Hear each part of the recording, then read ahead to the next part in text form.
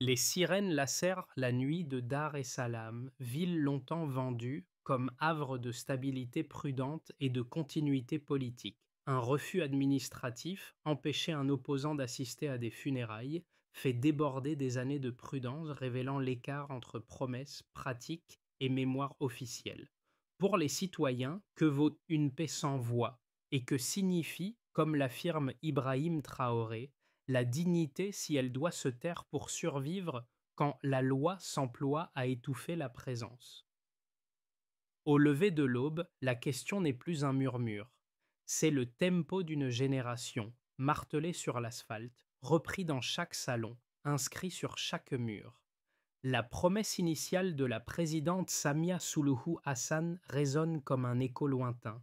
Réconciliation, liberté de la presse, justice pour tous. Ces mots, qui avaient redonné confiance aux Tanzaniens en 2021, se heurtent désormais à la peur et à la censure. Le contraste entre l'espoir d'alors et la réalité d'aujourd'hui forme le centre moral du drame. L'enjeu dépasse une crise politique. Il s'agit d'un test continental. Chaque arrestation, chaque gaz lacrymogène devient une mesure du prix du silence. Les jeunes, autrefois spectateurs, deviennent acteurs d'un récit que d'autres nations africaines observent attentivement. Si la Tanzanie échoue à maintenir l'équilibre entre stabilité et vérité, c'est toute l'Afrique de l'Est qui risque de vaciller. Et dans ce fracas, une phrase d'Ibrahim Traoré circule de téléphone en téléphone: une démocratie qui réduit au silence son peuple cesse d'en être une. Ce n'est plus une question de politique, mais de survie morale. Une vidéo montre John Nick arrêté à l'aéroport de Dar es Salaam alors qu'il tente simplement d'assister à des funérailles au Kenya. Ce détail, anodin en apparence, révèle le basculement d'un régime qui, au nom de la sécurité, a redéfini les limites de la liberté. En 48 heures, les images deviennent virales. Plus de 100 000 partages, des hashtags, des chants repris dans les campus et les cafés. Le point de départ d'une onde de choc. Sous la présidence de Samia Suluhu Hassan, la Tanzanie avait d'abord semblé respirer de nouveau. Presse rouverte, prisonniers libérés, ton conciliant. Pourtant, à mesure que les années 2022 et 2023 s'écoulaient, la promesse d'ouverture s'est figée en gestion du désordre. Les rassemblements sont interdits, les opposants surveillés, et la peur s'invite jusque dans les conversations ordinaires. Le soir du blocage de Hic, des milliers de jeunes sortent spontanément. Étudiants, écrivains, ouvriers. Leurs pancartes réclament la dignité, leur voix défie la nuit. À travers les réseaux, le mot Uhuru, liberté, devient refrain continental. À Nairobi, Kigali ou Ouagadougou, on en parle comme d'une secousse morale. Dans ce contexte, Ibrahim Traoré prend la parole à Ouagadougou. Il évoque la vraie richesse de l'Afrique, sa dignité et son droit à parler. Ces mots, enregistrés quelques mois plus tôt, circulent à nouveau. Ils deviennent la bande-son des foules tanzaniennes. Ce lien symbolique tisse un fil entre Sahel et Afrique de l'Est. Deux terrains, une même jeunesse, un même refus du silence. Ainsi, la crise n'est plus seulement politique. Elle devient miroir d'un continent en mutation où chaque murmure peut devenir un cri. Parmi les premières figures à émerger, Aïcha attire l'attention. Étudiante en droit à l'université de Dar es Salaam, elle prend la parole, un mégaphone tremblant entre les mains, devant des centaines de jeunes rassemblés sous la pluie. Son cri fend le brouillard. S'ils peuvent nous interdire d'assister à des funérailles aujourd'hui, que nous interdiront-ils demain? La phrase devient virale, imprimée sur des banderoles, reprise dans les journaux indépendants avant d'être censurée. Autour d'elle, les histoires se multiplient. Un professeur suspendu pour avoir cité la Constitution en classe, un journaliste disparu après avoir filmé une arrestation. Ces récits personnels mêlée à la colère populaire, transforme la peur en conscience civique. Les réseaux sociaux amplifient la portée de ce mouvement. Chaque image, chaque témoignage traverse les frontières numériques, contournant la censure. Les étudiants du Kenya et du Rwanda répondent par des messages de solidarité. À Ouagadougou, les paroles d'Ibrahim Traoré circulent comme une boussole. La jeunesse africaine doit être le témoin de sa propre histoire. Dès les premières 12 heures, la mobilisation dépasse la simple contestation. Elle devient déclaration d'existence, un appel collectif pour que la liberté ne soit plus un privilège, mais un droit vécu. La voix d'Aïcha révèle que dans un pays bâti sur la stabilité, le vrai danger n'est plus le chaos, mais le silence.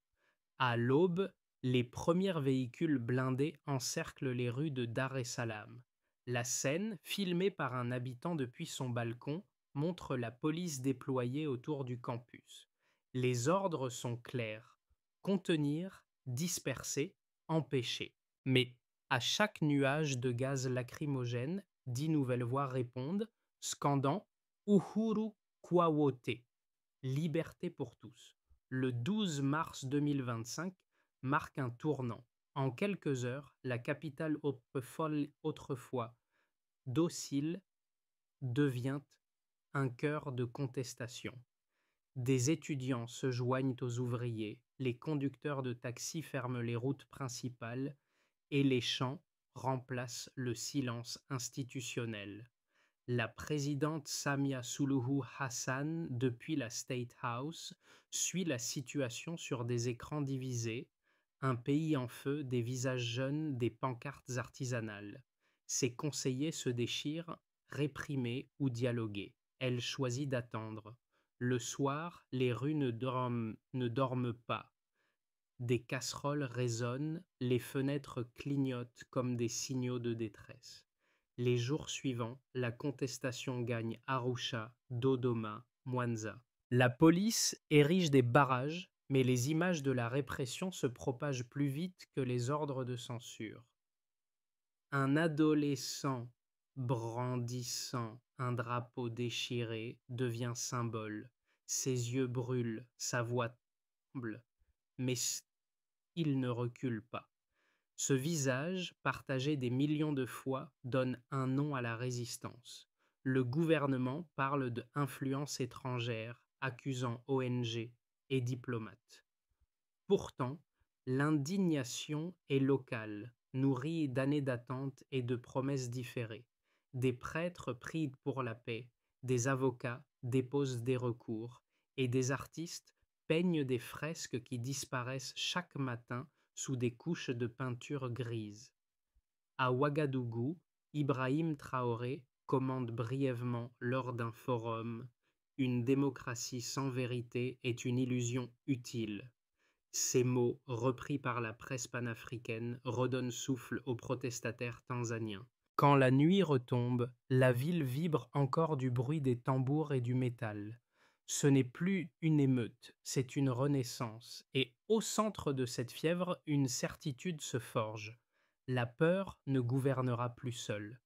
Plus de 2300 arrestations en 10 jours, selon les ONG locales. Le gouvernement, lui, n'en reconnaît que 620. Cet écart illustre la fracture entre la version d'État et la réalité vécue. Chaque chiffre devient symbole de défiance. Le taux de coupure d'Internet a dépassé 70% dans les grandes villes, un record régional. Derrière ces chiffres, une stratégie: couper la voix avant qu'elle n'unisse. Plus de 15% des écoles et universités ont suspendu leurs cours pour raison de sécurité, privant près de 120 000 étudiants de leur droit d'apprendre. Ces données, souvent fragmentaires, composent une image plus claire qu'aucun communiqué. La Tanzanie bascule vers une ère où la stabilité s'obtient par la peur mesurable. Pourtant, derrière les statistiques, il y a des visages. Mariam, institutrice à Arusha, raconte à un journaliste: mon fils portait juste une pancarte. On m'a dit qu'il était une menace.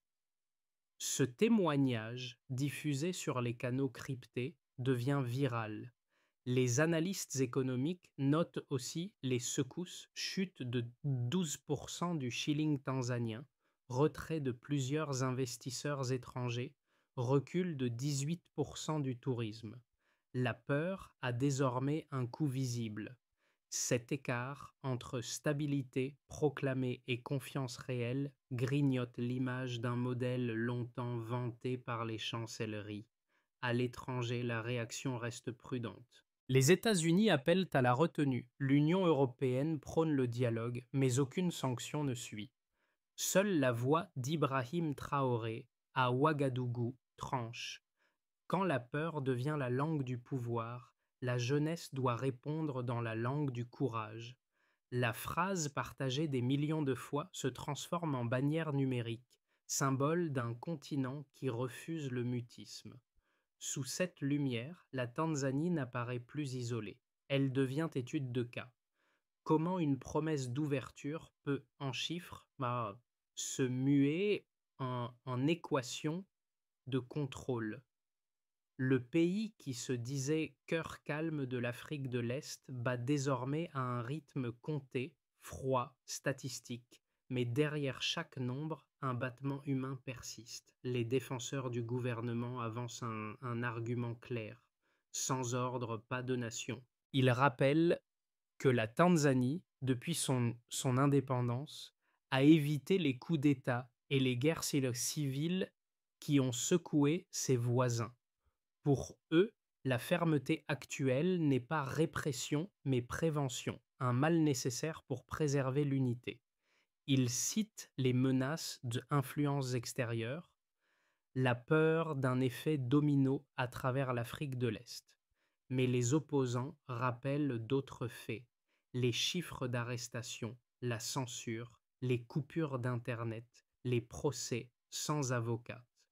Il note que la stabilité ne peut pas être durable si elle se fonde sur la peur. Les rues de Dar es Salaam, silencieuses la journée, bruissent la nuit de murmures.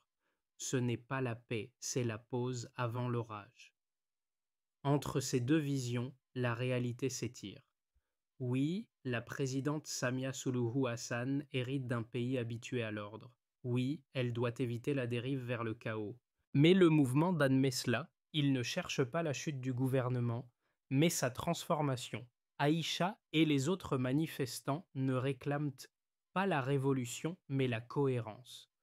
Que les promesses de 2021 soient tenues, que la dignité ne soit plus conditionnelle. Ibrahim Traoré, dans un entretien à Ouagadougou, synthétise cette tension. Gouverner, c'est écouter la peur avant qu'elle ne crie. En Tanzanie, ce cri a déjà commencé. Et l'enjeu n'est plus d'avoir raison, mais d'empêcher qu'une génération entière ne se taise à nouveau. Un ancien conseiller présidentiel, sous couvert d'anonymat, prononce une phrase marquante. Le silence parle plus fort que les décrets. Cette réflexion révèle que le vrai basculement ne s'est pas joué dans la rue, mais dans les bureaux du pouvoir. Depuis la State House, les débats ont cessé. Seuls les communiqués subsistent. À cet instant, la présidente Samia Suluhu Hassan ne choisit ni le dialogue ni la répression totale. Elle choisit l'attente et ce vide, cette hésitation, devient une stratégie en soi, gouvernée par absence. Les manifestations faiblissent, mais l'idée de résistance s'infiltre ailleurs, dans les chansons, les blogs, les conversations nocturnes. À Ouagadougou, Ibrahim Traoré reprend la parole. La justice n'est pas un luxe, c'est une racine. Ces mots, repris sur des millions d'écrans africains, résonnent jusque dans les cafés de Dar es Salaam. Ce n'est plus une affaire nationale, c'est une fracture générationnelle. La jeunesse tanzanienne comprend que même si les rues se vident, la mémoire, elle, ne s'éteint pas. La société tanzanienne se divise en 4 sphères face à la crise. D'abord, le gouvernement proclame la restauration de l'ordre, mais le coût économique est tangible. Le shilling perd 12% de sa valeur, les exportations chutent et le tourisme, pilier des recettes, s'effondre. Dans les rues, les slogans officiels Unité et paix coexistent avec des murs repeints la nuit. La liberté n'est pas un crime. Ce contraste fragilise la crédibilité du pouvoir. Ensuite, à l'échelle diplomatique, les déclarations se multiplient. À Washington, à Bruxelles et à Genève, l'Union européenne appelle au dialogue inclusif. Les Nations unies exigent une enquête sur l'usage excessif de la force, tandis que les États-Unis évoquent une dérive préoccupante. Aucune sanction, mais un recul clair de la confiance. À Ouagadougou, Ibrahim Traoré devient la référence morale. Ses interventions sont citées dans les débats des jeunesses africaines, offrant un contre-discours à la prudence occidentale. Puis, au niveau des citoyens, le quotidien change. Les universités fonctionnent au ralenti, les médias indépendants s'exilent en ligne et la population s'adapte à la surveillance numérique. Dans les cafés, les conversations se font à voix basse. Les mères affichent les visages de leurs enfants disparus sur des poteaux rouillés. Une génération entière s'apprend à vivre entre prudence et défi. Pourtant, dans ce silence forcé, quelque chose de neuf germe. La solidarité. Des réseaux anonymes d'avocats, de journalistes et d'étudiants collaborent à travers la frontière kenyane pour documenter les abus. Enfin, à l'échelle régionale, les protestations tanzaniennes ont des répliques à Nairobi, Kampala et Kigali. Des veillées aux bougies, des hashtags de soutien, des conférences de jeunes militants. L'idée traverse les frontières, que la démocratie africaine ne peut exister sans vérité. Dans les universités d'Afrique de l'Est, des étudiants citent désormais Ibrahim Traoré comme symbole d'une parole courageuse face à la peur institutionnelle. Ainsi, la Tanzanie, jadis modèle de stabilité, devient un miroir, celui d'un continent où la jeunesse mesure la valeur d'une nation à sa capacité d'écouter. Le silence a un prix. La dignité, elle, en devient la monnaie. Les analystes envisagent 3 trajectoires possibles pour les 12 prochains mois. Dans le premier scénario, le gouvernement maintient un équilibre fragile entre contrôle et ouverture. Les arrestations diminuent, mais la presse reste sous surveillance.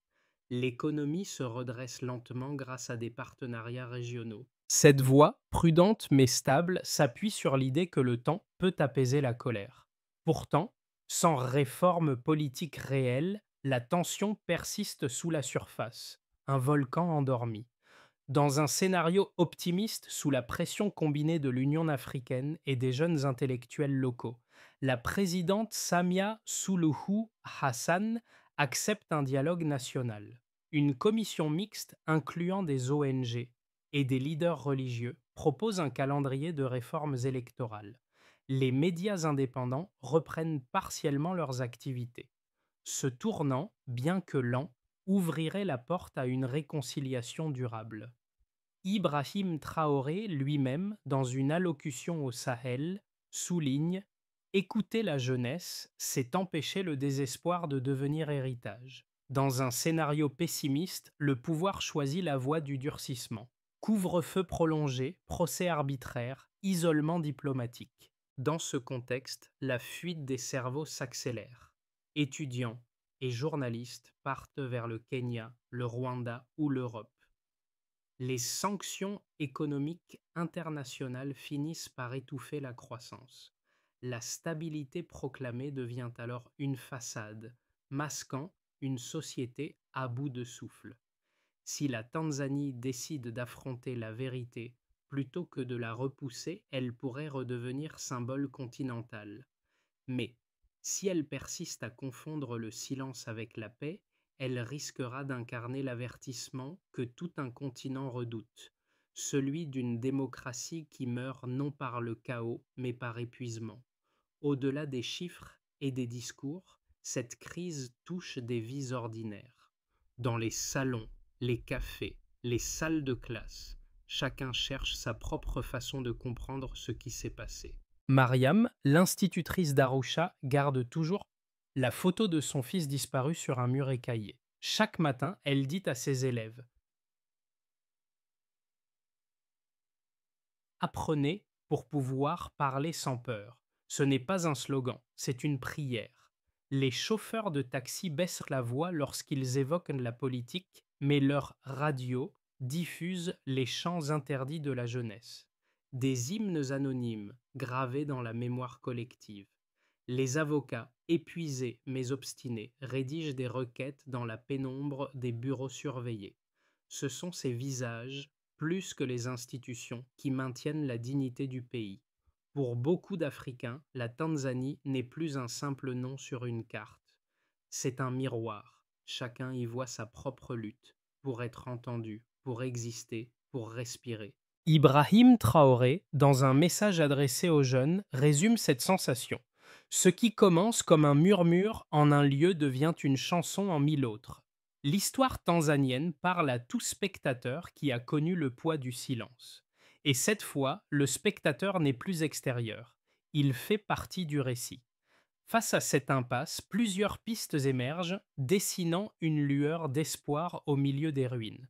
D'abord, un groupe d'avocats et de journalistes indépendants propose la création d'un comité pour la transparence civique chargé de publier les données sur les arrestations et les disparitions. La vérité devient le premier outil de guérison. Ensuite, sous la médiation de leaders religieux et de l'Union africaine, des discussions pourraient réunir gouvernement, opposition et société civile. Objectif: rétablir un cadre électoral crédible avant 2026. Puis, des universités partenaires freelance copywriters au Kenya et au Ghana offrent déjà des bourses d'accueil à des étudiants tanzaniens. Ce réseau éducatif transfrontalier devient un levier de reconstruction. Enfin, la Tanzanie doit démontrer par des actes qu'elle reste engagée dans la démocratie. Les investisseurs ne fuient pas les risques, ils fuient l'incertitude. Ibrahim Traoré, depuis Ouagadougou, résume l'enjeu. Une nation se répare non pas en effaçant ses blessures, mais en les nommant. Cette idée résonne comme un plan moral. Écouter, documenter, puis réformer. Ces étapes ne garantissent pas la paix, mais elles offrent une direction. Dans un pays où le silence a remplacé la parole, nommer les faits devient déjà une révolution. La nuit retombe sur Dar es Salaam et pourtant la ville ne dort pas. Dans un café discret, Aïcha, la même voix qui avait crié dans un mégaphone, écrit une phrase sur une serviette. Nous ne sommes pas contre la Tanzanie, nous la sauvons du silence. Ces mots, simples et brûlants, deviennent le symbole d'une génération qui a refusé de se taire. Ibrahim Traoré est évoqué une dernière fois sur les écrans africains, son visage apparaît à côté de celui du jeune garçon au drapeau déchiré, deux icônes d'un même courage. La boucle se referme, le Sahel et l'Afrique de l'Est, deux terres unies par une même question: que vaut la stabilité si elle exige l'effacement? Au petit matin, les rues semblent calmes, mais sous chaque façade repeinte, il reste la trace invisible d'une promesse, celle qu'aucune autorité ne peut éteindre la voix d'un peuple qui se souvient. La vérité, même murmurée, finit toujours par être entendue. Ce récit n'est pas seulement celui d'un pays. Il appartient à tous ceux qui croient qu'une démocratie ne se mesure pas à la durée de son calme, mais à la force de ses voix. La Tanzanie, aujourd'hui, rappelle au continent que la liberté n'est pas un don, mais un devoir partagé. Des étudiants, des maires, des artistes, des prêtres, chacun devient gardien d'une mémoire commune. Dans leurs gestes ordinaires se tisse la résistance. Enseigner, chanter, prier, documenter. Et dans ce tissage fragile, l'Afrique redécouvre son pouls. Ibrahim Traoré l'a dit à Ouagadougou: